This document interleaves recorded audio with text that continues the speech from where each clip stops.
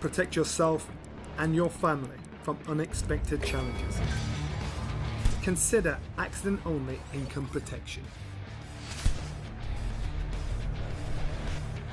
Click the link in the description to find out more. You want anything bad enough? Don't make excuses. You gotta lose your time and your sleep for it. You find a way. Boxing King Media in association with SaveMoreMoney.com, Eddie Hearn out here in San Francisco. Before we start, I just want to thank you for the lift from the airport to the hotel yesterday. Didn't need to do that, so I wanted to start off with that. No problem. Good to see you on the plane. Excited. I mean, it's a long way, isn't it, that flight? You know, and the time difference is a bit of a killer, but how lucky are we? This place is going to be absolutely full to the rafters on Saturday. I can't wait. It's worth mentioning that British promoter out here in San Francisco, 11 hours away on an aeroplane. You're doing what, 15,000 tickets plus. How on earth have you done it? What do you think's been the formula to this? Listen, I'd love to say it was all part of a plan.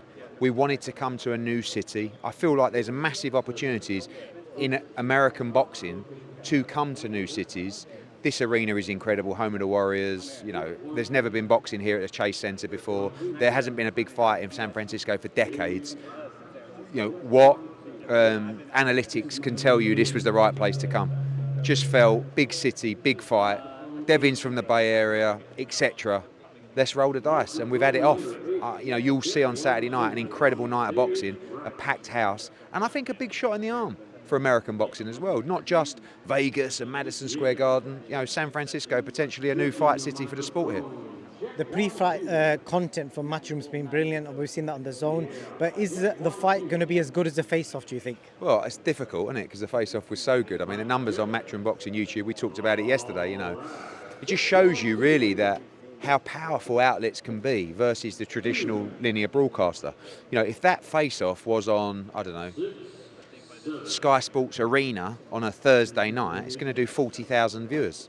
We've done nearly 1 million on Matchroom Boxing YouTube. So it shows you how big actually the boxing audience is. And the content's very good. The personalities are good. You've got the two teams, etc. So you always hope that after a promotion like this and after hype like this, the fight will live up to that promotion. I think it will, but we will see on Saturday night. Obviously, Regis is technically the Matchroom fighter in this situation. Who do you think is the favourite going into that fight? Devin Haney. You know, I've always felt that Devin was a slight favourite going into this fight. But I saw Regis last night and I feel like he looks full of confidence. He looks really healthy.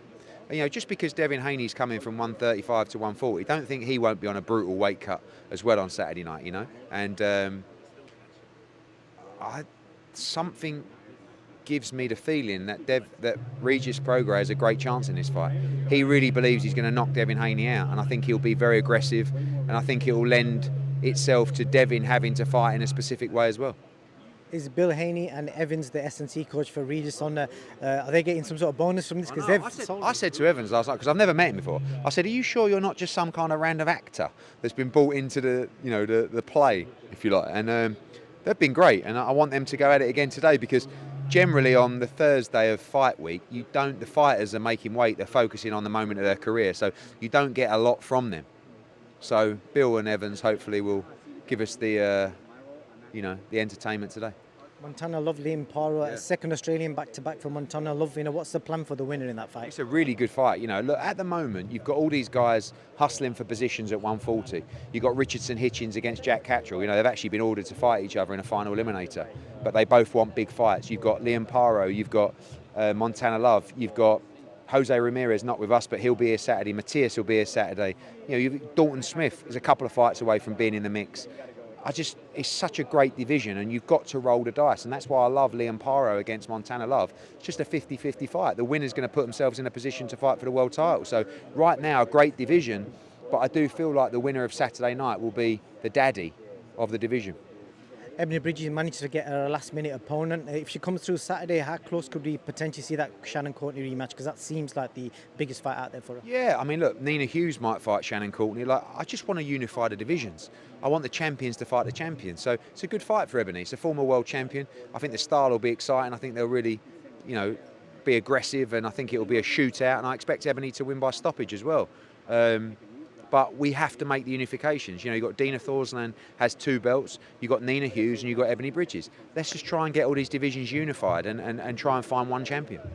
And a couple of other subjects. I think the first question is, because people are suggesting it online, have Matchroom joined forces with Simon Jordan out on the back end of his secret meeting with Conor Ben? Yeah, it wasn't that secret because he told the entire listeners, but I think Simon Jordan believes Conor Ben. I think he sat down with him, or he's had a chat with him, and he's found out a lot more than he thought he knew, and believes that Conor Ben is innocent. That's what I believe, and it's irrelevant really. We have to go through what we're being asked to go through, which he's done absolutely step by step so far.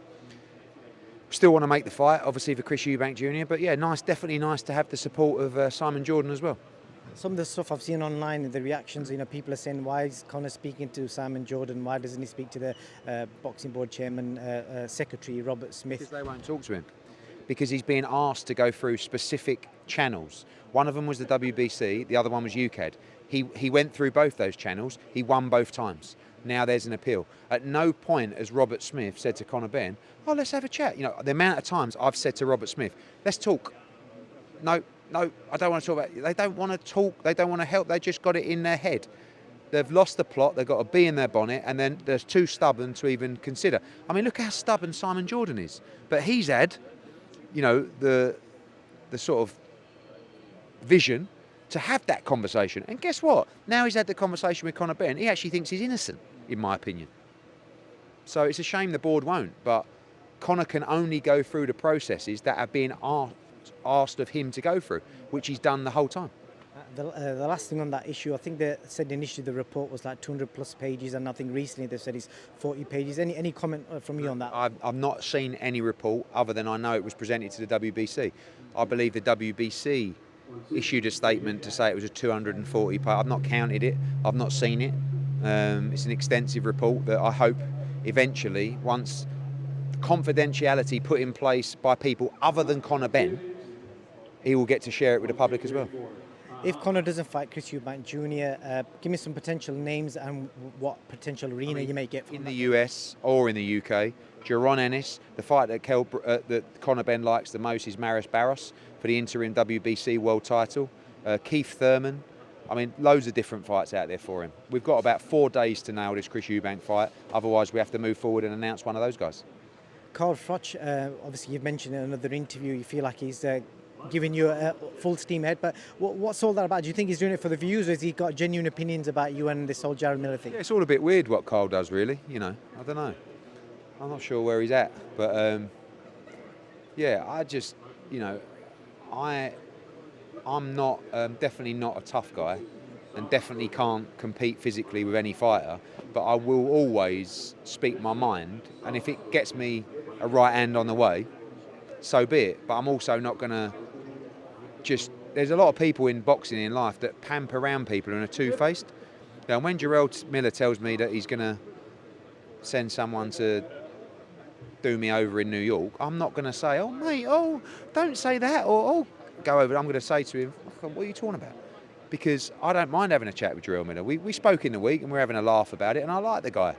But if he says something to me, which was a bit out of character for him, to be honest with you, then I'm not going to shit myself at the same time. I know that he could also kill me instantly at any moment, but also I'm 44 years old. Like, I am where I am. So, and I feel very strongly about certain situations, particularly that one. Last two things, Alisa Bomgard in her reports highlighted loads of issues with the drug testing. Where do we stand with all her belts? They're going to need defending at some point. Where do you stand with her? Decisions to be made by the governing body, Michigan and the governing bodies. I've not seen her report either of it. It's been submitted to the governing bodies and to Michigan as well. And it's down to them to make a decision. And, that's what we need. We need people capable of stepping up, reviewing information and making a quick decision. It's all very well us paying for drug testing, but without people and the governing bodies willing to actually be accountable and make decisions, see, they all want to just go, we don't really want to get involved. Well, it's not good enough. I can't make a decision. Imagine me being the decision maker of an appeal for one of my fighters. We'd get laughed out of town. But the commissions and the governing bodies, they're the ones that have to make the decisions on the evidence that's presented to them. And that's what they need to do. Last one, KSI has announced that he's going to have some sort of YouTube sparring event with a guy called Speed. I don't know much about him, but he's huge on YouTube. What do you make of that? And apparently he's going to do it at the same time as the Jake Paul fight's on. Does that not issue the zone contract? No, I have no idea. Yeah, not my world, but apparently it's for charity, isn't it, or something? So, whatever, you know. Know anything about Speed? Absolutely nothing at all. He's as big as KSI. Last thing you said recently that you lost the most money in a fight was Luke Campbell-Lomachenko. Yeah. I want to the other side of that. What's the most money you made on a fight? Not if not the figure, but which fight? I don't know. I mean, actually, I said that I lost £1 million on Vasily Lomachenko. It was actually $1 million. Which has been the most profitable event? Maybe AJ Ruiz, one. Maybe. Mad when the event obviously went the way it went, but cheers, Eddie. Two. Sorry. AJ Ruiz, 2. Yeah. Most profitable fight. Thank you very much, Eddie. Have you ever been stranded on the side of a motorway with a broken down car? Like me, is that something that worries you? That's where motor breakdown insurance comes in. If your vehicle breaks down, a trained professional will be sent out to get you back on the road. Or if this is not possible within the specified time frame, to transport you to your home or to the nearest garage. You want anything bad enough? Don't make excuses. You gotta lose your time and your sleep for it. You find a way. You want anything bad enough? Don't make excuses. You gotta lose your time and your sleep for it. You find a way.